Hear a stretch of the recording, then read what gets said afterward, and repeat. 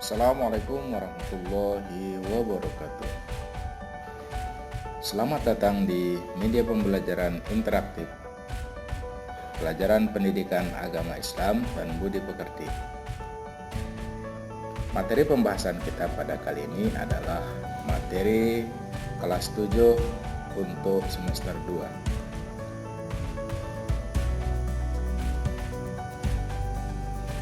Pembahasan kita pada kali ini adalah bab yang ke-10 dengan tema Andalusia, Kota Peradaban Islam di Barat, tahun 756 sampai 1031 Masehi. Kita langsung masuk ke materi. Masuknya Islam ke Andalusia. Islam masuk di Andalusia tahun 92 Hijrah. Saat itu Andalusia dikuasai oleh orang-orang Goth atau Gotik.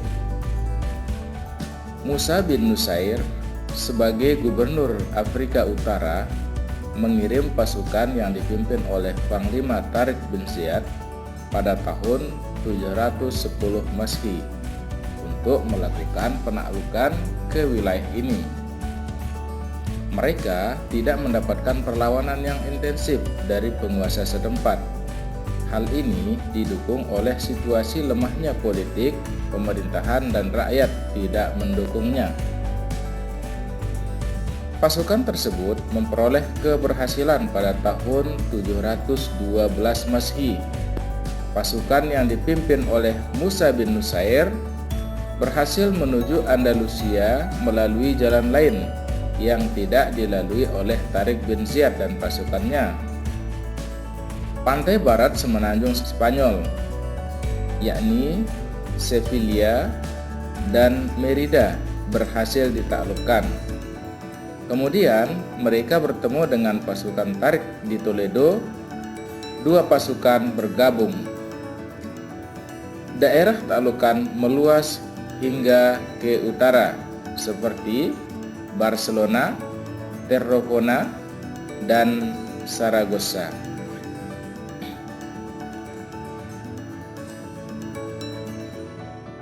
Terbentuknya Daulah Bani Umayyah di Andalusia. Seorang pemuda keturunan Bani Umayyah yang bernama Abdurrahman lolos dari kepungan Bani Abbas. Ia berhasil meloloskan diri dengan bersembunyi dan berkelana sehingga sampai ke Spanyol. Di Spanyol, ia disambut oleh pendukungnya dan berhasil menjadi amir dan penguasa Spanyol. Dia berhasil membangun kekuasaan Bani Umayyah di Spanyol sehingga dijuluki dengan Abdurrahman Ad-Dakhil yang artinya pendatang baru.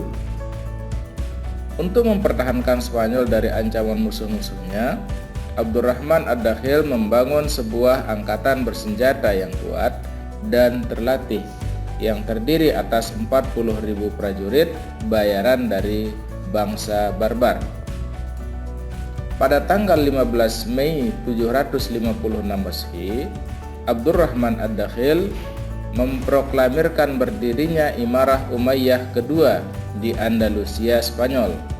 Hal ini menandakan secara resmi dimulainya kekuasaan kedua dari dinasti Umayyah yang lepas dari Abbasiyah di Baghdad. Wilayah Islam di Andalusia pada Umayyah kedua ini dibagi menjadi 5 provinsi yang dikepalai oleh seorang amir. Pusat pemerintahannya adalah Cordova.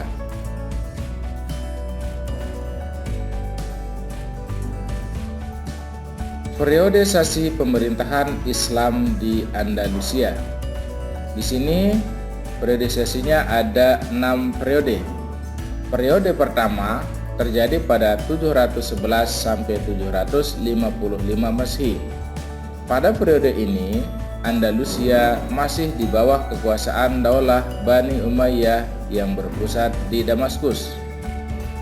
Periode kedua terjadi pada tahun 755 sampai 912 Masehi.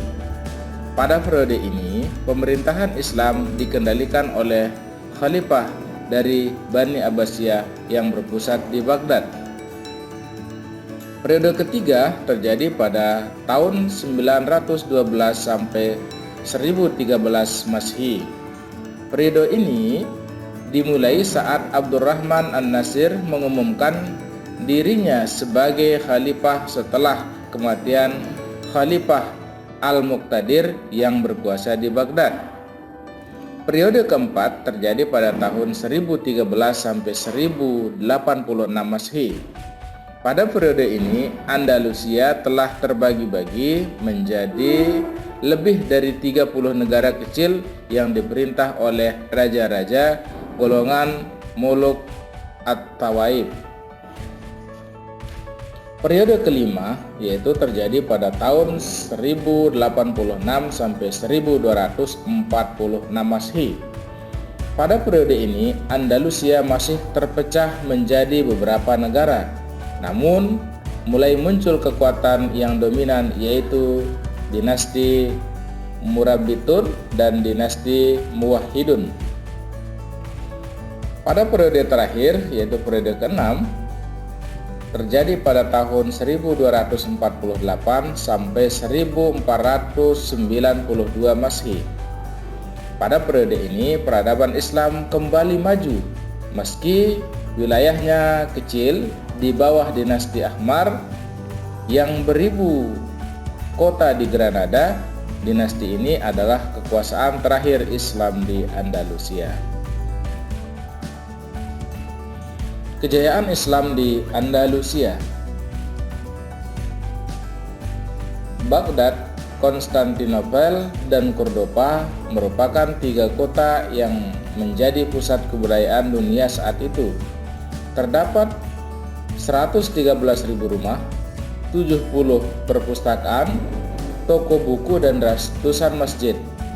Jalan aspal yang panjang dan diterangi dengan lampu-lampu dari rumah-rumah yang berhampiran menjadi pemandangan menarik di Cordoba. Kota ini menjadi populer dan mengundang kekaguman pengunjung. Utusan diplomatik banyak berkumpul di Cordoba. Delegasi berdatangan dari Zanata Afrika Utara, dinasti Idrisiyah, Raja Prancis, Konstantinopel, dan Jerman. Kejayaan Islam di Spanyol ditunjukkan dengan beberapa perkembangan ilmu pengetahuan dan pembangunan fisik. Ilmu pengetahuan berkembang pada bidang filsafat, seni, sastra, agama, dan sains. Pembangunan gedung-gedung seperti pembangunan kota, istana, masjid, pemukiman, dan taman-taman menjadi pembangunan fisik yang sangat menonjol.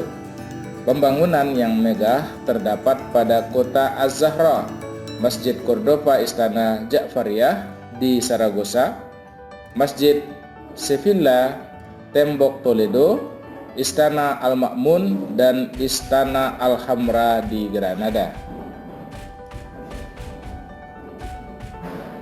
Perkembangan ilmu pengetahuan pada masa Bani Umayyah di Andalusia ada 6. Yang pertama adalah ilmu pengetahuan pada bidang fikih. Kebanyakan masyarakat Spanyol Islam menganut mazhab Maliki. Mazhab Maliki menjadi aliran fikih yang populer. Di antara ulama fikih yang terkenal adalah Ziyad Ibnu Abdurrahman. Ilmu ini dikembangkan kemudian oleh Ibnu Yahya. Dia pernah menjadi kadi pada masa Hisham Ibnu Abdurrahman. Fuqaha terkenal lainnya adalah Munzir Ibnu Said Al-Baluti, Abu Bakar Ibnu Al-Qutiyah, dan Ibnu Hazm. Yang kedua adalah bahasa dan sastra. Bahasa Arab menjadi bahasa resmi dan administrasi dalam pemerintahan Islam di Spanyol. Bahasa ini diajarkan kepada murid-murid baik Muslim maupun non-Muslim. Mereka banyak yang mahir dalam bahasa Arab, baik dalam berbicara maupun tata bahasa. Ulama yang terkenal dalam bidang bahasa Arab diantaranya Ibnu Malik, pengarang kitab Alfiyah, Abu Ali Al-Sibli, Ibnu Sayyidin, Ibnu Al-Hajj, Ibnu Khurub, Abu Al-Hasan Ibnu Uspur, dan Abu Hayyan Al-Garnafi. Ketiga, bidang seni dan musik. Syair di Spanyol didasarkan pada model syair Arab. Syair digabungkan dengan musik. Tokoh terkenal dalam bidang seni musik yaitu Al-Hasan Ibnu Nafi yang dikenal dengan Ziryab pada tahun 789 sampai 857 Masehi. Ziryab selalu tampil dalam perjamuan dan pertemuan di Cordova. Ia mahir dalam mengubah lagu. Ilmunya diajarkan pada anak-anak bahkan para budak-budak sehingga ilmunya menjadi terkenal. Yang keempat, bidang filsafat. Ibnu Bajjah dengan nama aslinya Abu Bakar Muhammad Ibnu Al-Sayyid merupakan tokoh utama dalam sejarah filsafat Arab Spanyol. Dia menulis buku terkenal Tadbir Al-Mutawahhidin. Selain dirinya terdapat Abu Bakar Ibnu Tufail, penduduk asli Wadi Asi, sebuah dusun kecil di sebelah timur. Kelima, pada bidang sains.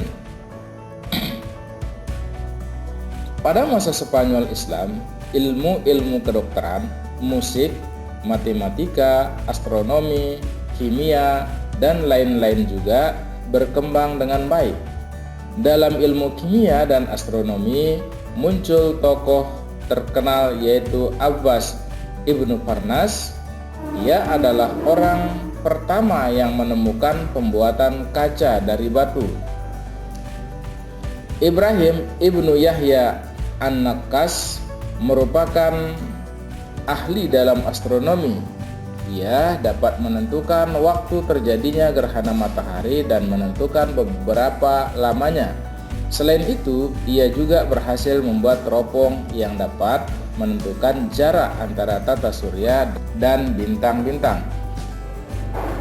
Yang keenam, bidang sejarah. Pada masa ini, muncul pula pemikir dalam bidang geografi dan sejarah. Tokoh ilmuwan geografi yang terkenal diantaranya adalah Abu Ubaid, Abdullah bin Abdul Aziz Al-Bahri, dan Abu Hamid Muhammad Al-Mazini. Ibnu Zubair dari Valencia sekitar tahun 1145 sampai 1228 Masehi.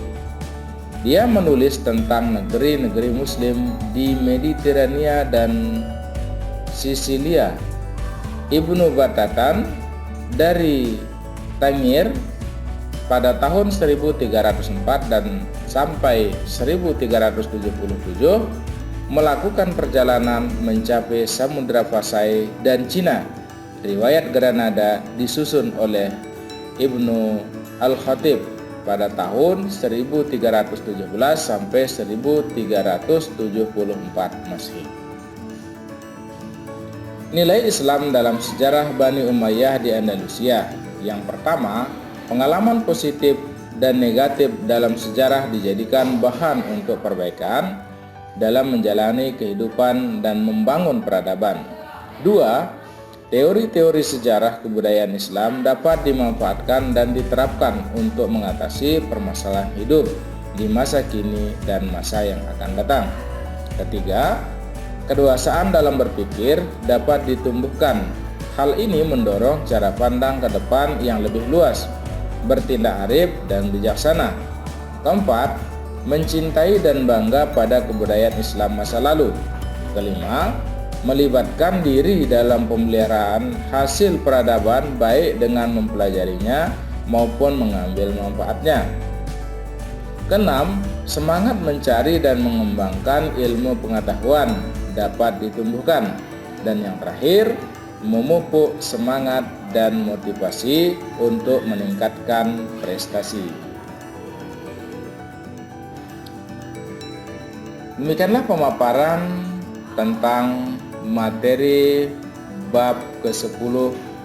Terima kasih atas segala perhatian. Sekian dan terima kasih. Wassalamualaikum warahmatullahi wabarakatuh.